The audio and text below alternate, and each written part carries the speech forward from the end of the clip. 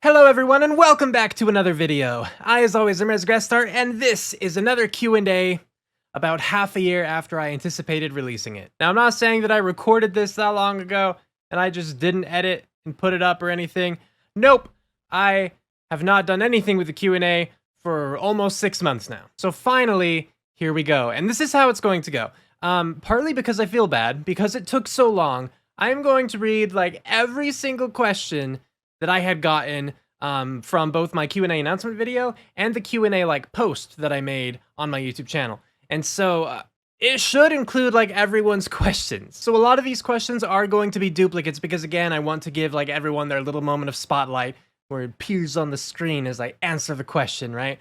So if you want to listen to this long rambling video, by all means feel free. Otherwise, I totally understand. These questions are not going to be read in any particular order, except for this one because I think that it provides a good starting point for this particular video. How do you stay positive? I was on house arrest and it took a lot of things away from me. I recently started playing Star Fox Adventures while watching your Let's Play on it because the friend who let me borrow it ended up just stopped talking to me and blocked me. That's rough. So I've been playing along with your Let's Play and it's almost like you're there with me. How do you have a positive mindset? So obviously only like the beginning and the end are relevant here. But like the answer is I really don't, unfortunately. And there are other questions similar to that one, but that was the first one I found that was along those lines. I don't really often maintain a very positive mindset. I very often find myself wallowing in the pits of depression, So, like, why do you think this video took almost half a year for me to finally sit down and make it? Why have I not been able to create video game, like Let's Play content, Why am I living in the basement of my mother's house? Depression and anxiety, just those two. No, so, as far as like keeping a positive attitude, it's, much easier said than done. It really depends on the day for me. I have my ups, I have my downs, I have a lot of downs, and it's like, life is treating me just fine. It's just that I find it very hard to do things. Like motivation is extremely difficult to find sometimes. Like I wish I had more of a passion that would push me, that would drive me to do more. But I struggle to find that. And then as far as like the depression and anxiety are concerned, like I've had a few jobs now. I'm currently unemployed. And like the last job I had, I was working for like an online scheduling software company. And I answered tickets. I was a customer success manager, but it's not as impressive as it might sound to those who are unaware, It was basically just kind of glorified IT, but not quite so much into the heavy, like, there was no, like, coding or anything involved. Like, answering emails was pretty fine for me. But then we also had live chats, and, we had, like, scheduled webcam calls, right? In order to help people with setting up their accounts or trying to troubleshoot an issue or whatever. And then the company was going to start reintroducing phone calls because they had like stopped that during the pandemic just because they didn't have enough employees to cover that. So I joined like I got hired on after they had already dropped like the phone support. And I quit that job 8 months working, after 8 months of working for them. Just because I really couldn't handle it anymore, It was too much stress, too much pressure, too much anxiety.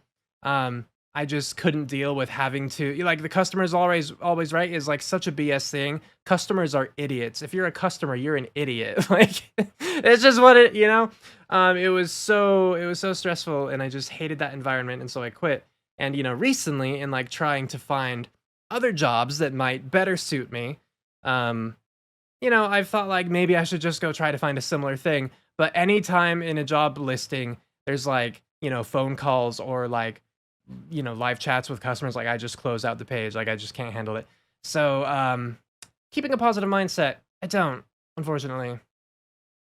I think that's just the most honest thing I can say. So yeah, I answered that question first in part to offer like an explanation / apology as far as like why it took so long for this video to come out.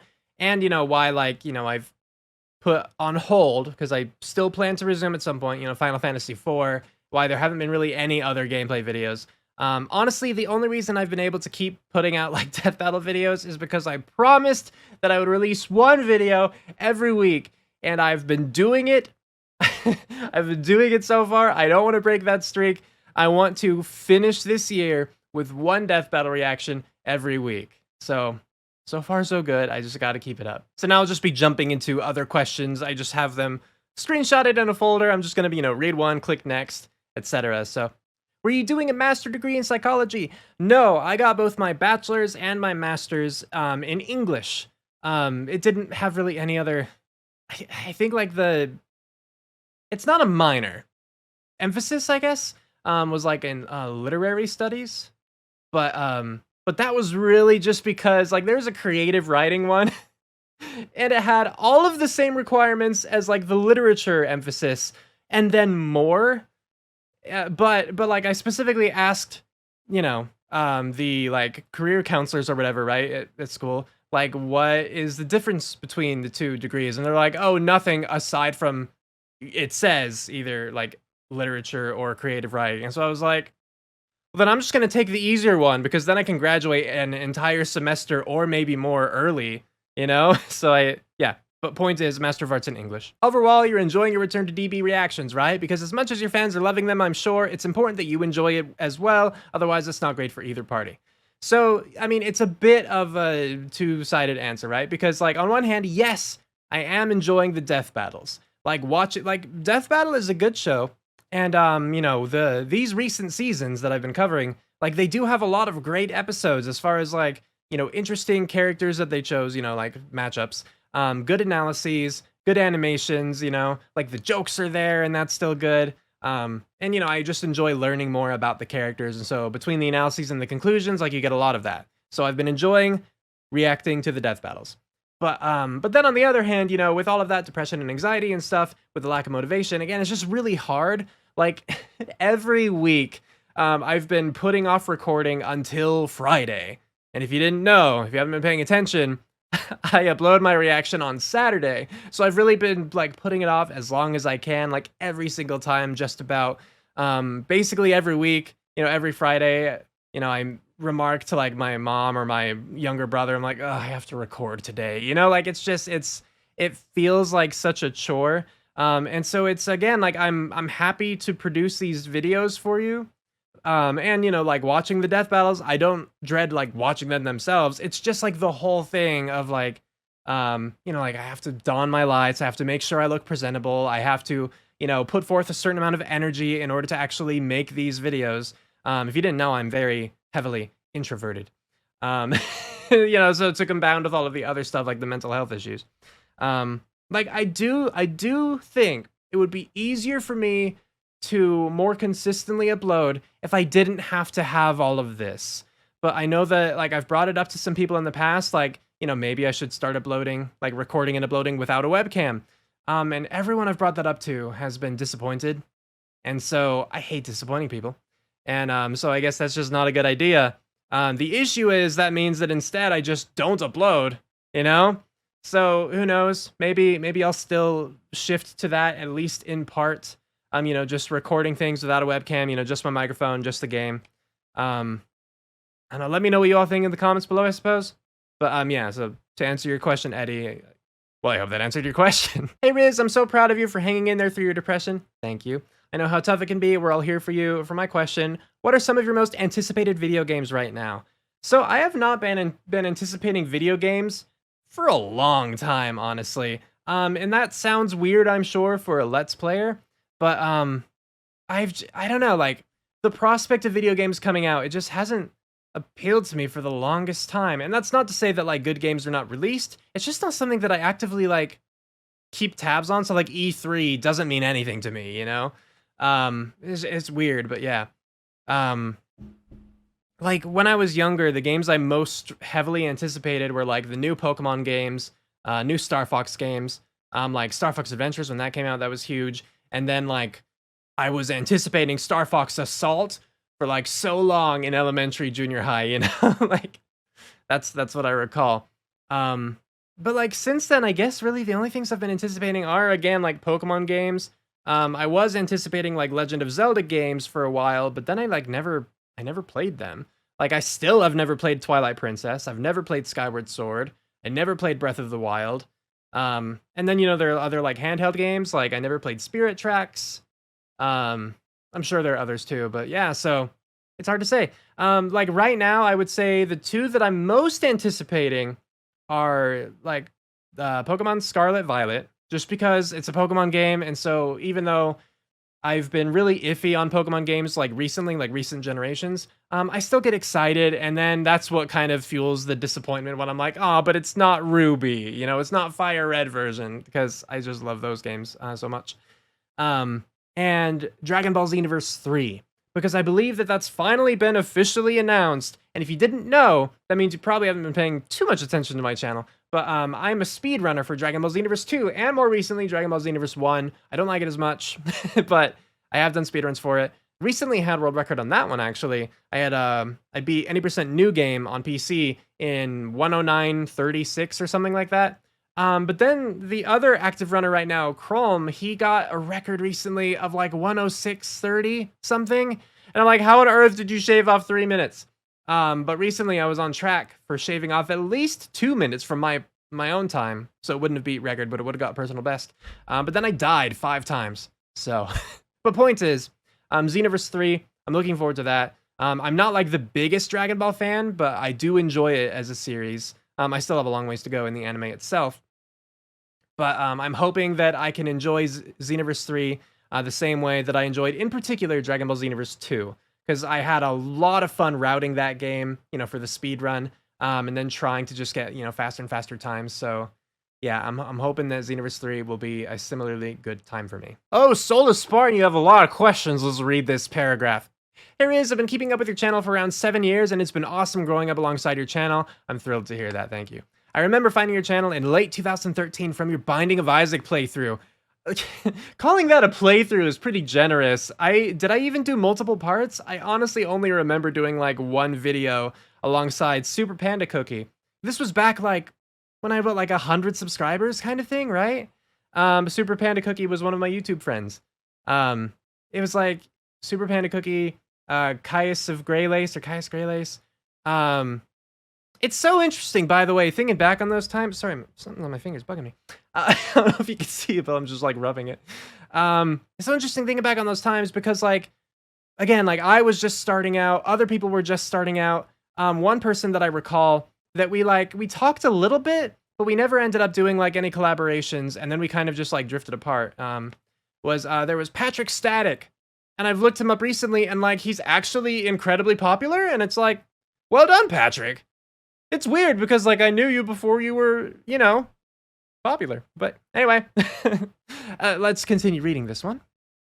Back when you were pretty young. Your videos are a pretty big part of my childhood. That makes me really happy to hear. I've been watching your videos when I first found out about Death Battle. I watched your videos when I was graduating primary school, and I was still in my Nightcore phase. We don't talk about the Nightcore phase.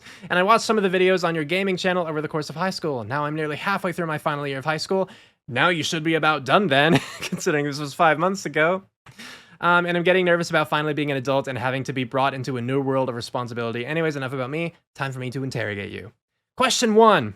Have you heard of the Hotline Miami franchise, and would you be keen with the possibly playing both games on your channel? I have heard of Hotline Miami. I think I actually own both of the games. Would I be keen on playing both of them? Like, I think it's a possibility, but it's a possibility in the sense of like, yeah, anything is a possibility. Like, I could potentially play any game. It's just a matter of, like, do I have the motivation and the interest to do so? And would people be interested enough to actually see it? So, you know, yeah, it's possible, but I'm not planning on it. So, like, that's the thing with all of these questions about, like, have you considered playing X game? Like, it's always a possibility, but I'm not planning on, like, any game at the moment. So just don't get your hopes up. I don't want to disappoint you. But at the same time, do let me know what you want me to play because it's nice to hear. Any advice for someone coming into the adult world? Is it as scary as people say? It depends really entirely on who you are and what situation you're in. For me, like, being an adult is terrifying, and that's why, again, I'm living currently in my mother's basement, because I cannot handle society.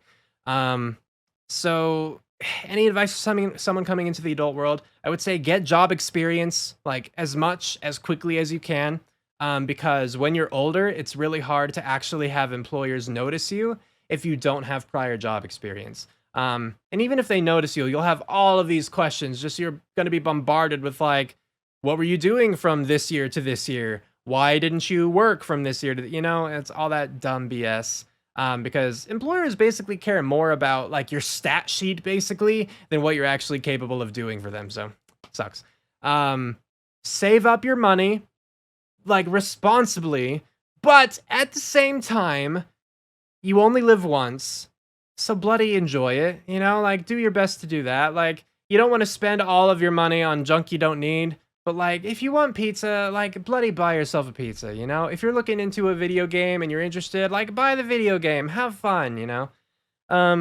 Cuz I was on both sides. Like I saved up my money for way too long. Not like I wasn't really earning a bunch of money at the same time, so I wasn't really saving up my money so much as just saving my money, you know?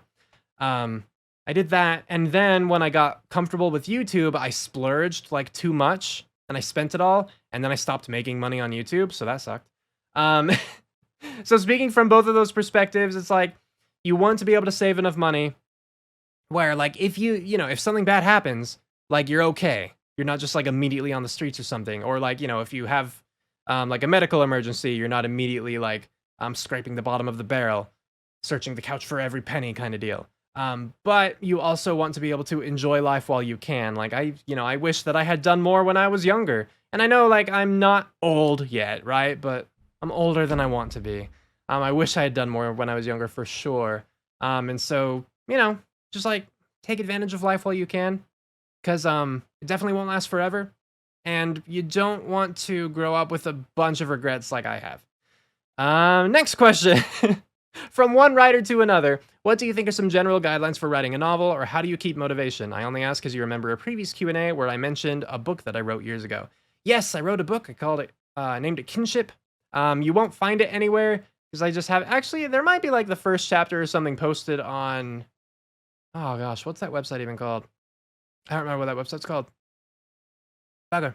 All right, well, yeah, I did write a book, but it's not published or anything. Technically, I wrote a sequel to that as well.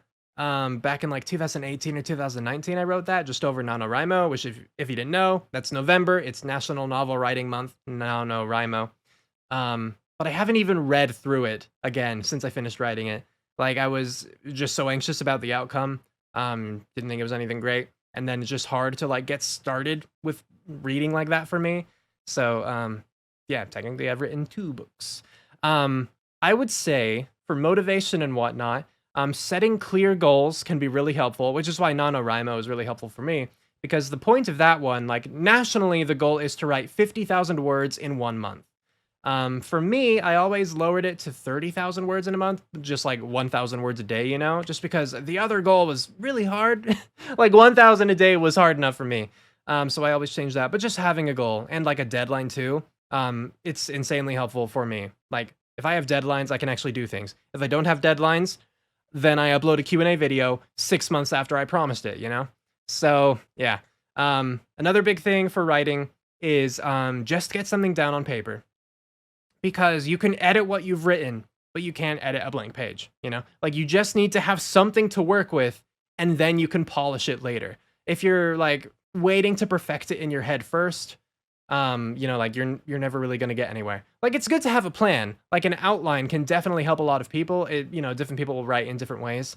For me, like I like having a simple outline, like a basic outline. But then like how to get from A to B, that's a mystery, and it can inform much more of the story along the way. It can even change like heavy plot points that I had in mind.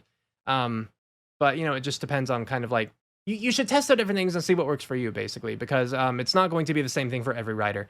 But those are the big ones, I would say, is just like, like along with keep going in general, like just start writing, because a blank page is not going to do you any good, but you can at least edit what you've written, right? And then set goals, like realistic goals and deadlines for yourself, because that should help to keep you motivated. Other people would suggest like if just deadlines themselves like aren't enough, if you actually need something like physical, other people have recommended like give $100 to, like your best friend or a sibling or a parent that you trust, someone you trust, right? That they wouldn't just like go spend $100. And then like, if at the end of the month or whatnot, whatever your goal was, if you haven't met your goal, they keep that money.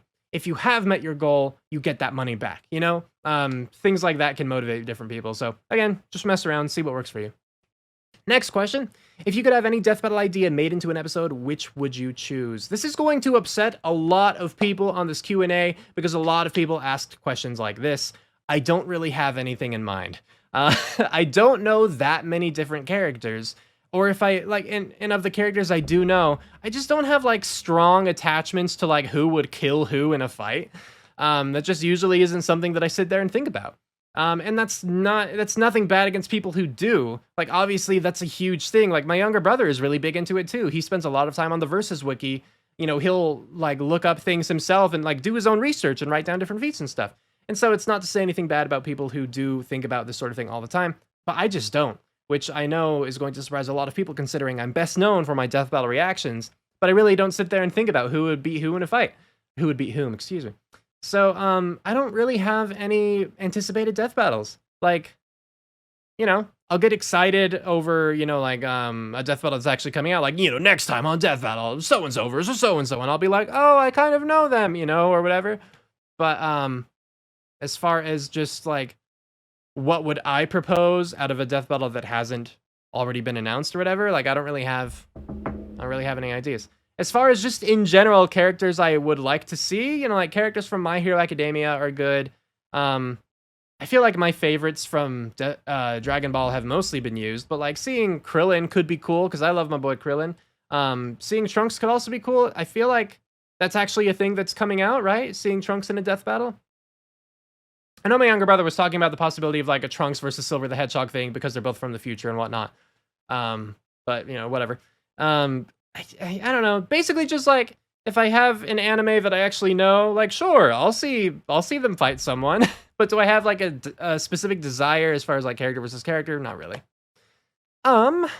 Less of a question, more of a statement, but thanks for being such a cool dude over the years. You've been making videos. Being depressed is something that seems to be hitting a lot of people pretty hard as of recently, so it's nice that you're making content and people watching your content can add some joy to make the days a bit better. Well, thank you for that. I apologize for the lack of content that, you know, has been happening recently or not too far in the past, and surely not far in the future. But I appreciate the kind words. See, I told you, the very next question had that. Is there a death battle matchup you want to see? So, take that previous one, like, not really. I do want to see more characters that I'm familiar with, just because that's cool, to have that sort of, like, personal connection already. But not really a matchup I want to see. And also, I'm not blaming anyone for having these questions. Like, it totally makes sense to me, considering, again, I'm most well known for my death battle reactions, so of course people are going to want to know about death battle and my opinions. I just apologize that I don't have like as an impassioned response as people are probably hoping. I'm happy you're making content again, really enjoying your reactions and playthroughs. I'm glad. What's been your favorite death battle since you came back? Right now, I think I'm leaning toward 2 since I came back. I would say it would be between like Goku Black versus Reverse Flash and Iron Fist versus Po, you know, Kung Fu Panda. Those are both really good episodes. They both had a lot of good humor to them. The animation was really good. You know, I appreciated like the conclusions tying things up. So both of those I really enjoyed. If you could create your own TV show or movie, what would it be about? That is a good question. I mean, probably then about superpowers of some sort, because that's what I like. Like, those are the kinds of stories that I would like to write, and so those are the kinds of TV shows or movies, I suppose, I would like to, you know, I would like to be able to make. But, you know, like, I have different little character concepts as far as the superheroes are concerned, you know, ranging from, like, high school to college age, typically, just because that's the demographic that I enjoy. And you might say, like, oh, Riz, there are plenty of shows like that. Yes, but not with my characters. So it's different. What was the worst acting you have ever seen? Oh, I mean, it was probably in porn. I couldn't give you a specific, but there's some pretty terrible acting in porn. What's your favorite video game because of the story it told and the characters it contained? Oh, goodness. Well, I mean, as much as I love Pokemon, I don't think it's going to be a Pokemon game because I don't love the Pokemon games for their stories or the characters, you know? Like, I love Pokemon, but for very different reasons. So this is an interesting one. And, you know, I would probably look back later and be like, oh, duh, well, it would be this game, you know, or this game or whatever.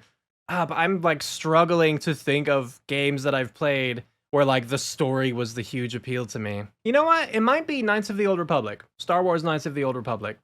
Because, like, the first one in particular, like, I love the story to it, and the characters are, you know, a huge driving force. And I just love the video game in general. So I think I'll probably go with that. I think I'll probably go with that one for now. Because, you know, anytime, by the way, if this wasn't clear, anytime there's like a what's your favorite, what's your number one, what's your least fit, whatever, it's going to like change the next day. You know, it's that kind of thing where it's like, it's more just, I remove like the favorite element, I remove the superlative aspect, you know, and it's just like, what do I like or dislike that fits into this category? So just be aware, you know, if you ask me a month later and I say something else, don't be like, but you said last that, you know, because it's not gonna be applicable anymore. Not necessarily, at least. I mean, because I do genuinely love KOTOR and the story and characters, but yeah, just saying. I remember asking my Shrek question last time, so now I've got to think of a question that somehow surpasses that. How about, what's your favorite gameplay mechanic from any game? That is actually like a surprisingly big question, because gameplay mechanics can, you know, quite literally make or break a game. I do want to at least give, at the very least, an honorary mention of like a revolutionary game mechanic, which I think is healing, regenerating your health over time. Because, you know, that obviously wasn't always a thing. It used to just be like you had to find like a med pack on the ground or whatever. But then, you know, other games introduced that, you know, concept of healing over time. And I think that that's pretty major and contributed a lot to a lot of different games. And honestly, it's just interesting seeing how gameplay mechanics can be like introduced and then just like explode, like with Five Nights at Freddy's.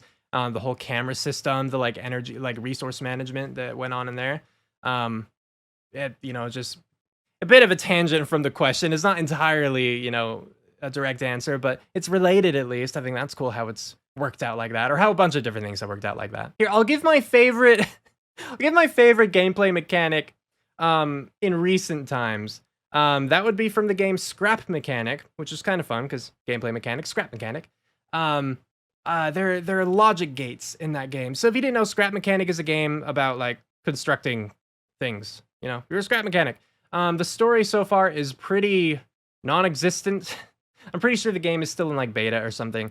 But yeah, like you're sent, your little dwarf like people, you're sent to this planet that has kind of just been overrun by farming bots, like robots. And you get to craft stuff, and you get to explore and like find new items and whatnot. You know, create new things out of the resources. But yeah, one of the things you can create is a logic gate, which is like and, or, nor, exclusive, or, you know, that kind of stuff, right? And it's just really cool, the kinds of things that you can create with that. Like, I am incredibly basic in what I can do with it. Like, other people can make, like, printers. You could make an actual computer inside the game if you use enough of that and have enough know-how. I do not have enough of that know-how. But I just think it's super cool to be able to be like, whoa, I can make a light switch, or like I can make a keypad on a door using these logic gates. It's just been recently like the most fun little thing that I've had in a game. And it's completely like kind of changed my perspective on crafting games, like crafting survival games, because now I'm gonna go to another game and be like, well, I can't make logic. Like I'm stuck to the recipes in this manual. That's dumb, you know? So that was really cool to discover in that game. Well, mustache, that caught me off guard. I don't blame you. If you're not sure, in my Q&A announcement video, I was wearing a mask. I had a mustache. That was why I was wearing a mask, because I don't love my facial hair. Like I like this, you know. Ideally a little more trim than it is right now, but I don't really like facial hair. In part because I don't think I look as good with it, or like, you know, with a mustache, you know. But largely, I think, and this was something that I was thinking about more recently. But, you know, like, if I have a lot of hair here, like here, to me, that means that I have been, like, so lazy or depressed or unmotivated or whatever in general, right? That I haven't been able to get myself to shave. Like, that's kind of what that ends up meaning to me. And so I think that's a large part of why I dislike having a mustache, that kind of thing. Anyway, alrighty, what's your favorite Let's Play you've ever done? What would be the place to contact you if I ever make art out of you? And what has been your favorite Let's Player throughout the last decade and a half? Also, side note, you remain the greatest Let's Player of modern times to me. Aw. You have an air of classic YouTube-ness to your videos that most Let's Players these days tend to get lost in the celebrity type of air. How things have progressed. Oh, that tend to get lost in the celebrity type of air. Okay, yeah, gotcha. Well, thank you. That's very kind of you to say. So what is my favorite Let's Play I've ever done? I believe that would be Doki Doki Literature Club. That was a great game. It was so clever, I think, in its execution, like its ideas and its execution. And, you know, I like visual novels, and so that was really cool. and the twist to it. I'm sorry if you didn't know there was a twist to it, but you should by now. If you don't, like, go check out my Doki Doki Let's Play like playlist. It was great. Come on. But that's my favorite Let's Play that I've ever done. What would be the place to contact you if I ever make art of you? Great question. You can message me on Twitter. If for some reason, like sometimes people will send me a direct message and Twitter just doesn't tell me. And so, you know, if you like, that's what I would recommend, a direct message. But if I don't seem to respond, like you can at me or whatever, you know, or you could just send it with, you know, by adding me, whatever. I feel like Twitter is just the best way because that's the most, I'm not like active on any social media, but that's the social media I'm most likely to check. Aside from YouTube, obviously. So I'd say that. What has been your favorite Let's Player throughout the last decade and a half? I'm going to go with a split. Because I keep going back and forth on which way I'm leaning. So I will say the split is between Markiplier and Game Grumps. Because I enjoy them both. I enjoy them both for different reasons.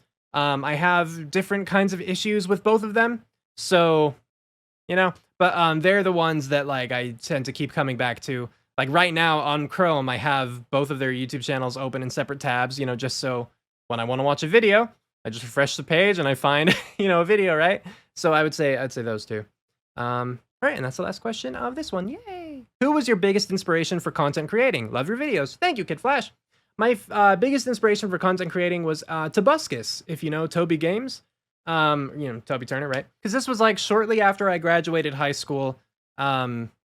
You know, I was just like, what do you do, right? Like, you're done with school, you're not you know, like a summer break, whatever. I watched a lot of YouTube, and I had only been like introduced to the concept of Let's Plays my senior year of high school. I don't think I like knew it was a thing at all really until that point. Because someone in my PE class said that that's what they wanted to do, and I was like, I didn't know that was a thing. Cool. But yeah, I found Tobuscus, you know. I like really enjoyed his like Happy Wheels series. I enjoyed his Slender series, like Slender the 8 Pages, you know, which remember when that was the biggest horror game, like the horror game to play? I remember gathering around the computer with my friends and we'd play that and scream and it was crazy. Or his like Witch's House Let's Play, you know, things like that. So yeah, I would say he was my biggest inspiration early on. Hey Riz, I'm just curious if you will ever be returning to your blind Let's Play of the classic Mega Man series. As someone who's beaten each game over 3 times, those videos were super fun to watch, how someone new to the games would tackle them. I like, again, like I mentioned with previous, like, will you play X game? It's certainly possible. You know, I'll admit it's probably more likely that I could be swayed to return to Mega Man just because I've already played some of them, you know? So it's picking it up again rather than like starting brand new on something. It would just be a matter of, yeah, like, aside from motivation, because that's a no-brainer. Like, I have to be motivated enough to do it. I mean, whereas right now, you know, like I haven't been motivated enough to do any Let's Play. But, yeah, if people would want to see it, like, you know, please let me know in the comments, not just of this video, but like in other videos, like, first, comment on whatever I'm doing and be like, this is awesome, I like it, thanks.